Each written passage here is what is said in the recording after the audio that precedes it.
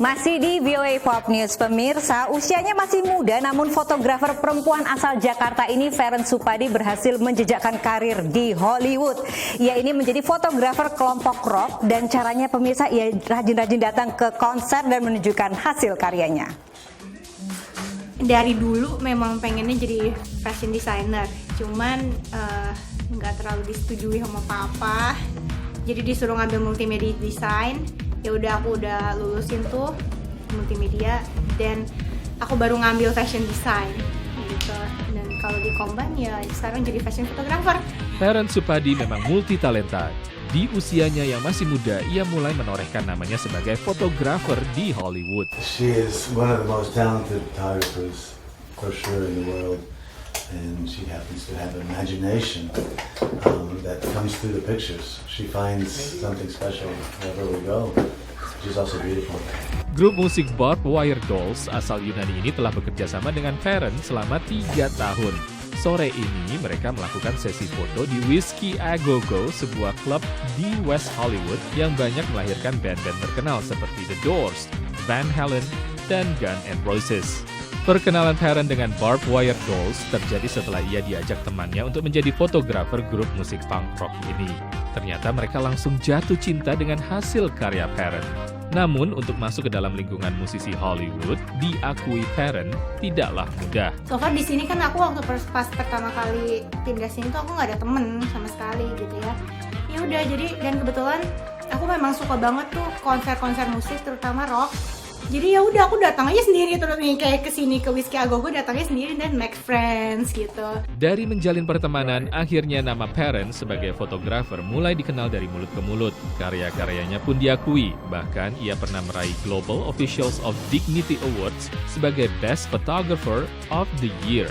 Penghargaan ini dianugerahkan oleh Academy of Television and Arts North Hollywood. Feren yang juga berpengalaman sebagai art director video klip bercita-cita kelak fotonya dapat dimuat di majalah-majalah terkenal Amerika.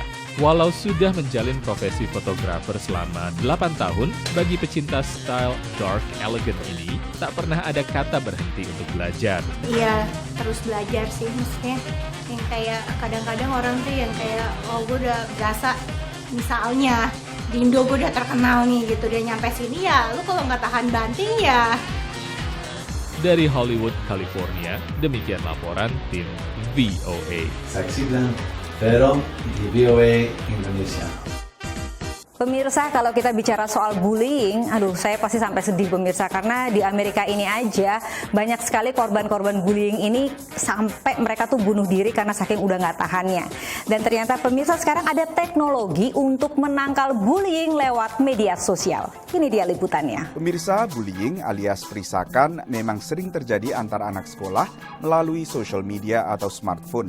Biasanya bila anak Anda menjadi korban bullying, Anda disarankan untuk melibatkan guru sang anak. Tetapi apa yang terjadi bila anak Anda lah yang melakukan bullying?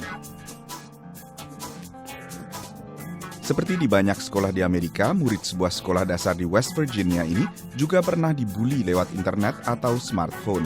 I was kind of sad because he was calling me stupid. I was a little depressed after that. You want to bully back, but you know it's not the right thing. Juara kontes kecantikan SMA setempat sampai menggelar kelas khusus menghadapi bully. People who do cyberbully, especially anonymously, are cowards, and that's all they are. If you love your kids, you've got to keep up with that technology. It's real. You know, kids will put things on Twitter, and they can get in a lot of trouble for it. Yang dikhawatirkan terjadi, korban perisakan akhirnya bisa menjadi seorang bully juga. Some kids do it for power. Some do it just because of a lark. They just think it's funny. Your child who is the bully, even if they're doing it for reasons that are childhood reasons that later in life will be meaningless, can have a police record. Program komputer bernama My Social Sitter memblokir komentar negatif oleh sang anak dan memberitahu orang tua.